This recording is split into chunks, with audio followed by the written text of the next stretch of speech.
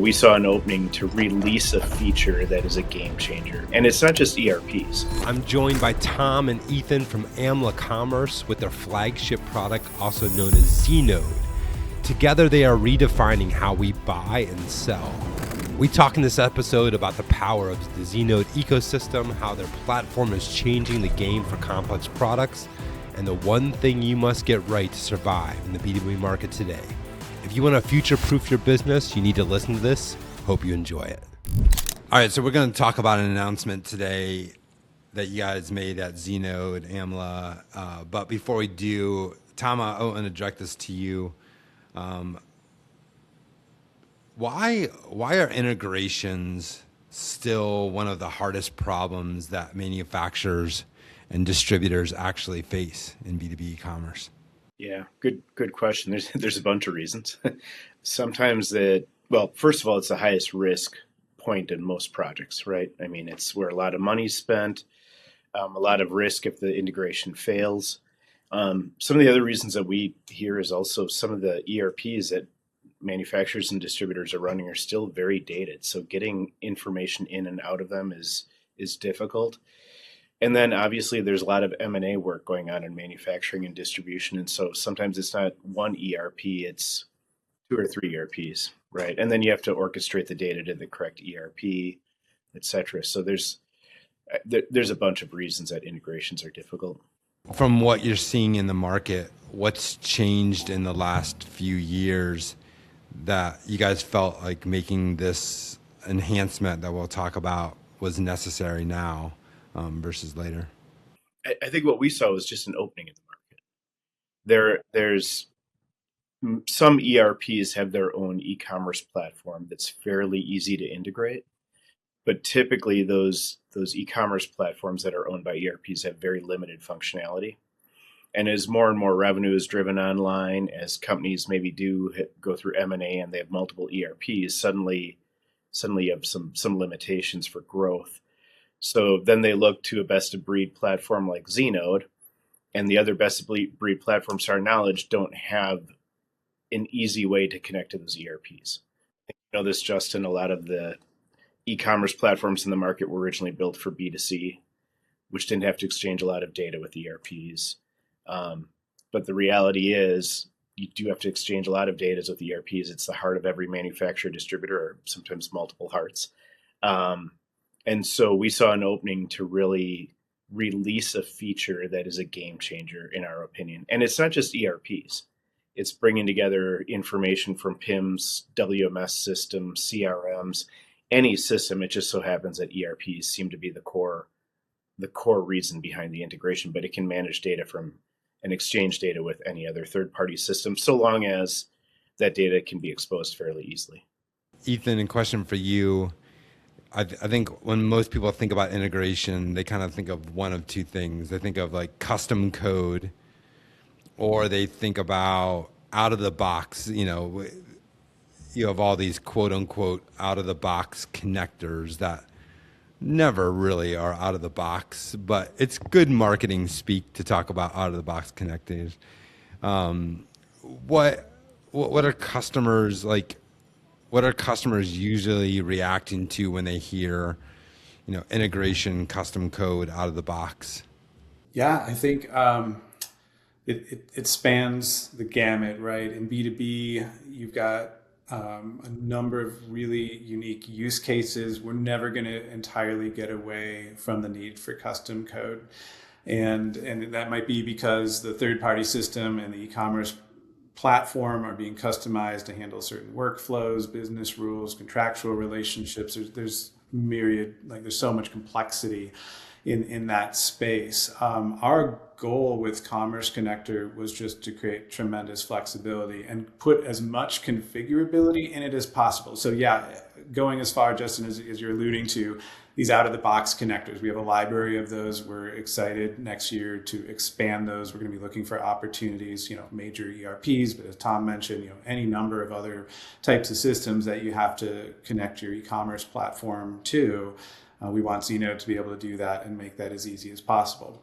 The framework, however, has ways to plug in custom code while remaining within the framework so that you can just customize very targeted, focused parts while still leveraging kind of the single pane of glass for visibility and management and auditing of what's happening within your integrations. So we're really liking the potential this is offering to reduce the amount of custom code and also standardize it in a way that's much easier to maintain. So trying to straddle that line, recognizing, yes, like absolutely a lot of customizations frequently needed, but where can we find opportunities to either eliminate it or at least greatly reduce it? Where do you, in the traditional model, Ethan, where do typical integrations break down? I've seen every flavor of that, because not only do you have, the technical realities, mapping complex data between two systems, sometimes trying to do that in real time, but you also have the multi-party situation of, multiple teams, multiple vendors involved, multiple software platforms, and the coordination effort just beyond just the technical side of it as well. I think it takes experienced teams, it takes good tools to make that happen smoothly. So it's never easy, and it's hard to just find one answer to that. I think, it could be data integrity, right? It could go all the way to project management. Maybe a question to both of you guys. How much of B2B commerce projects are actually tied more into integration, like the cost and the time spent in the project tied to integration work versus actual features that are helping the customer in your experience? It's a good question. The typical answer is going to be depends upon the size and scope of the project, right? It's not insignificant, though. I mean, in my experience, and again, we have partners that do a lot of the implementations, but Ethan, would you say 30% of the project on a typical mid-market implementation, 30 to 40%? Yeah, I think that's Obviously, a good rule of thumb. Yeah, I'd say if you're talking enterprise where you get those connections made, but maybe you're doing global commerce or rolling out multiple storefronts, it becomes less as a percentage of the overall investment and project. I used to have a slide that I used to show that was like, when you think of an e-commerce project for manufacturing distributors, there's really kind of three main things to think about first, and that's integration, and then the second one is integration, and the third one is integration. I had a co-founder that he would actually ask that question to me, just so I could bring that up. Let's talk about Commerce Connector. How are you thinking as a company about integrations differently with this Commerce Connector? Yeah, Ethan, I'm going to let you tackle that one. Yeah, I think incorporating a framework into the platform itself. So, we sometimes have gone back and forth, like, is this middleware? It's not middleware, it's native to Znode, but it performs many of the functions that enterprises turn to middleware for. So, it's abstracting the data connections that are happening between Znode, the e-commerce platform, and any number of third-party systems, and having that baked into the platform and already deeply integrated on the Znode side. So it's fully conversant with every type of data that the e-commerce platform knows about, and then flexible to connect through a variety of means, whether that's real-time APIs, could just be simple old school file exchanges, and having that all operated, through one place. I think that's a space that there are third-party platforms that occupy that space, but I think having that baked into the e-commerce platform, knowing that integration is so critical to e-commerce, I think we're really seeing a lot of good traction with our customers leveraging this framework and seeing it as an accelerant and a way to speed up and simplify the management of something that is very complex in this space. So you can basically see integration in the main admin console of Znode now. So they're not going to another tool. Correct. Interesting. All unified in one view, not only the configuration of it, but then the operation of it too. So you can see, what's been happening, what's succeeded, maybe have issues occurred.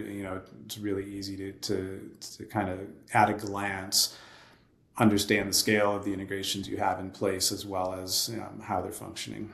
What are some of the, Tom, you started to mention it, but it's not just ERP, it's other systems too. What are some of the other systems you're seeing utilizing the Commerce Connector?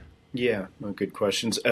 CRM, certainly. I mean, CRM. we see more and more companies that want to sync the account information from Znode to an ERP.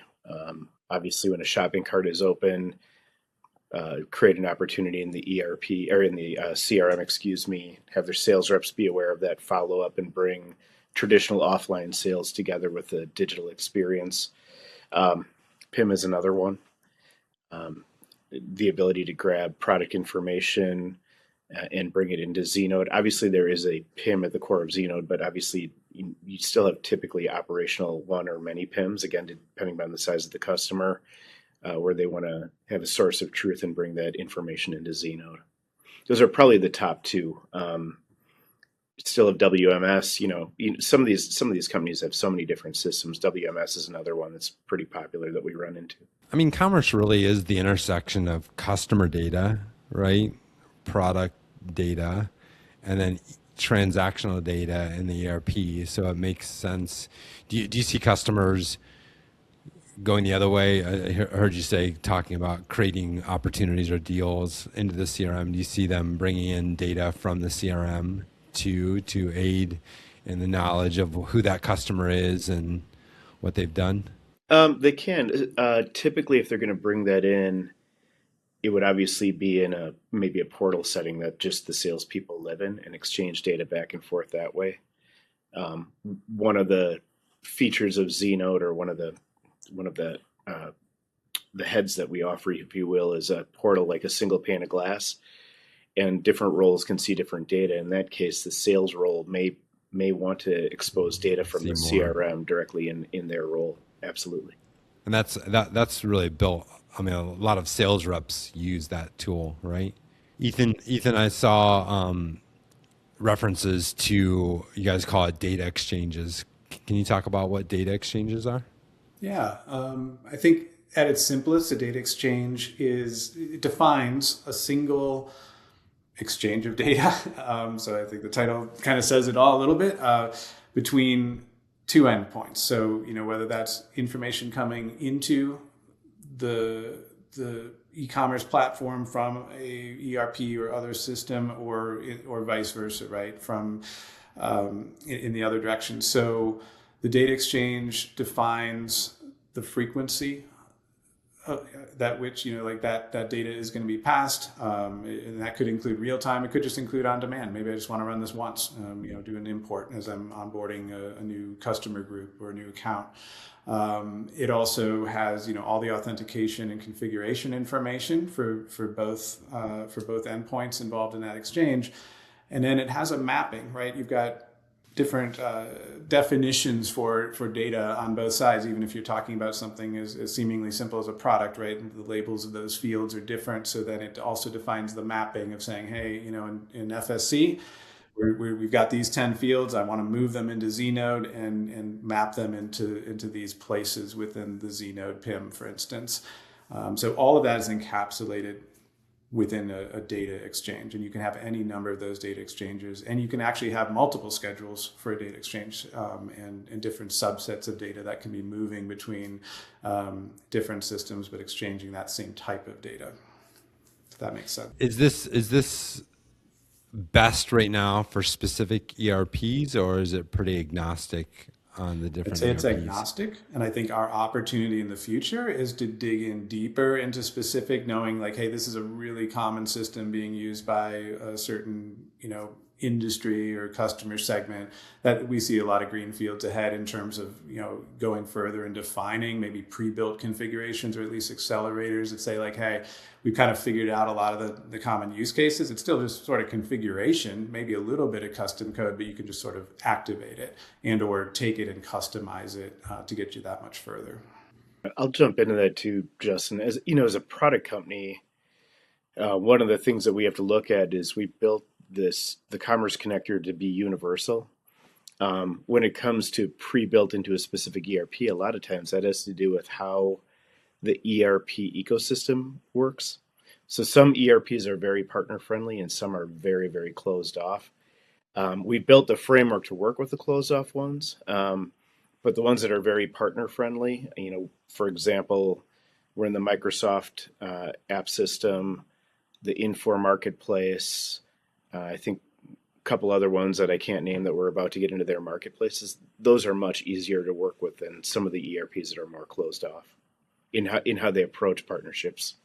It feels like there's a overarching philosophy here, Tom, of what you guys are building. I mean, we referenced the sales rep tool as a single pane of glass. You're talking about putting this type of connector and exchange into the admin. Feels like you really are trying to build a cohesive kind of, for lack of better words, cockpit for everything related to front end. Not really even commerce, but front end. Where do you, what does 2026 look like in the things that you guys are looking at down the road here?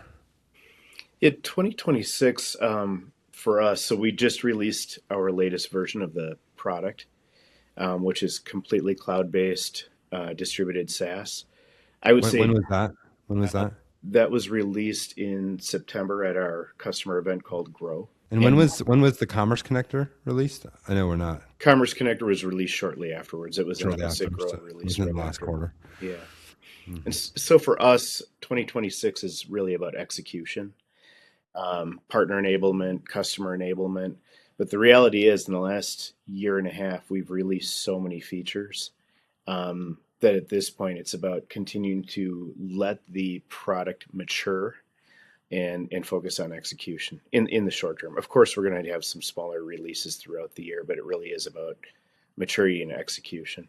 Ethan, you are the product manager. I should let you take this question. You run the roadmap.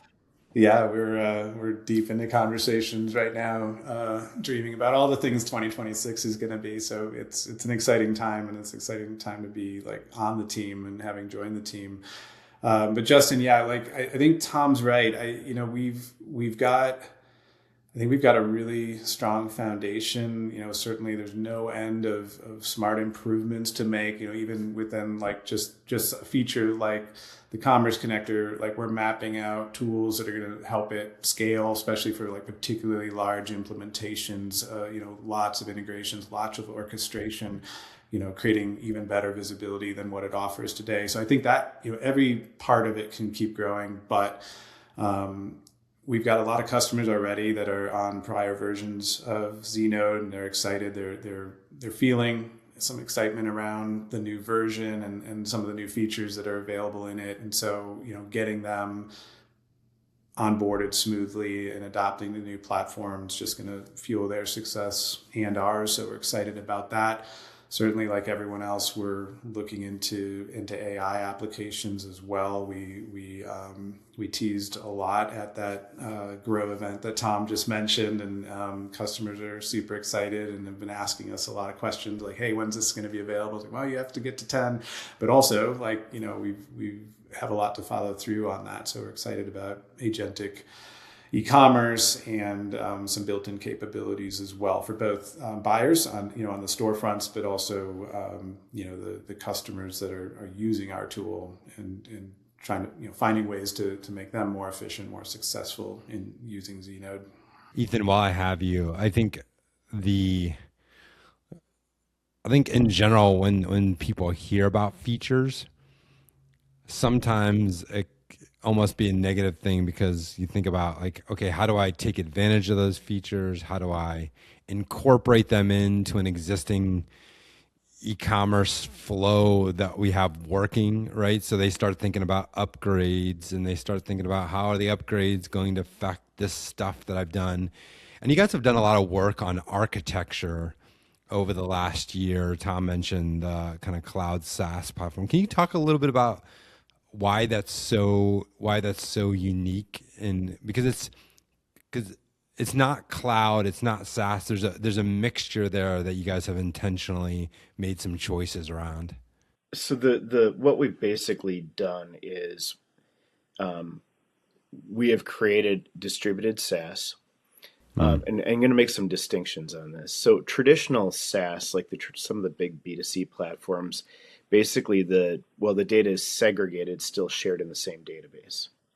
A lot of enterprise companies don't want that. They want their own Right. segregated database. So within our platform, every customer has their own unique instance of Mm. Microsoft Azure SQL. So their data is completely segregated. However, they still want the ability to update the platform very easily. Because there's lots of customizations in B2B, or you extend the platform, you might create unique experiences on the front end because there's different buying types, rules, etc. The way that updates occur is they occur on a lower environment. They can then be tested, and Zenode's an API first platform, so everything's API based. So you would test the APIs, the data that's being pushed to the front end experience before you would push it live. So it is a little bit of a hybrid, as you mentioned. The pain that we were focusing on is the full, complete upgrade that used to happen on monolithic platforms or infrastructure as a service, which sometimes is almost like a complete replatform. It can be 6 months of disruption in an enterprise, and it can cost a couple $100,000. And this is more of a we accept the update, we're going to test it in a lower environment and push it live. I think in SaaS too, it starts to break down when if I've got my 7 million parts next to your 300,000 parts and I do a query on my 700 million, it affects the guy with the 300,000. Like being one database, in that shared space, it creates some significant architectural problems with scale, right?